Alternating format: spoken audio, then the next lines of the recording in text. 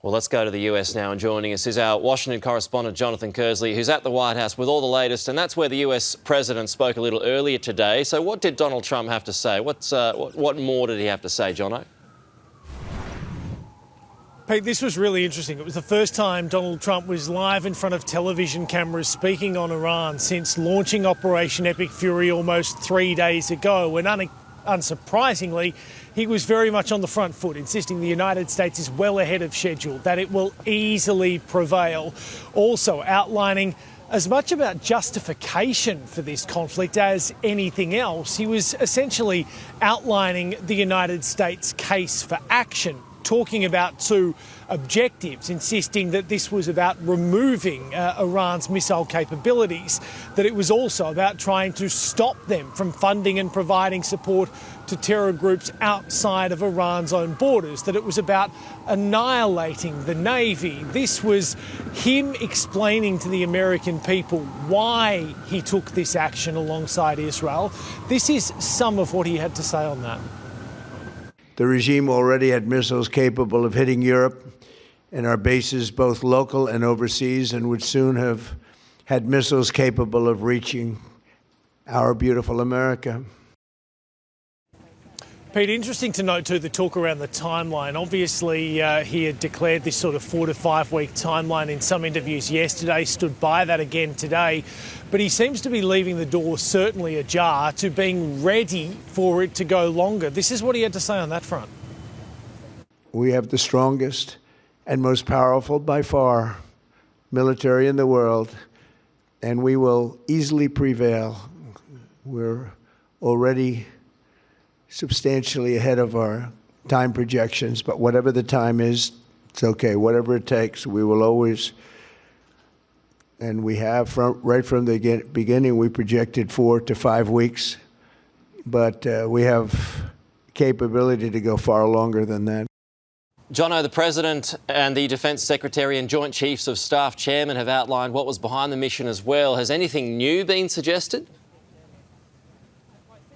Well, we got more of an outline, Pete, on what was involved from the United States militarily. We got an idea on the timing too, that it was actually Friday afternoon, just after 3:30 or so local time here on the eastern side of the United States, that President Trump gave the go-ahead for Operation Epic Fury.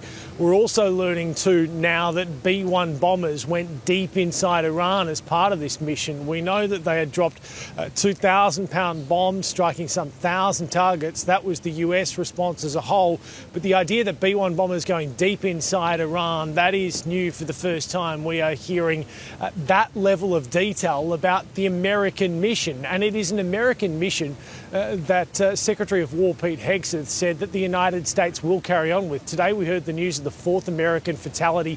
The United States Central Command confirming that earlier today. It was also interesting to note Secretary Hegseth was asked definitively about the situation of boots on the ground and would not rule out putting US troops into that position. But at the same time, he's declaring that this is not Iraq. It is a markedly different conflict. And it is, but he also lashed out at allies, stood steadfastly with Israel, but of allies accused them of wringing their hands and clutching their pearls. But this is what he had to say about a suggestion of a change in strategy when it came to the rules of engagement around conflict and war. No stupid rules of engagement, no nation-building quagmire, no democracy-building exercise, no politically correct wars. We fight to win, and we don't waste time or lives. As the president warned, an effort of this scope will include casualties. War is hell, and always will be. And Pete, it's always good to get a little bit of an inside knowledge into the orchestrations and the movements behind a military conflict as significant as this. Here's Chairman of the Joint Chiefs, General Kane, explaining how Donald Trump gave the go-ahead and exactly what he told them. Our mission is to protect and defend ourselves and, together with our regional partners, prevent Iran from the ability to project power outside of its borders.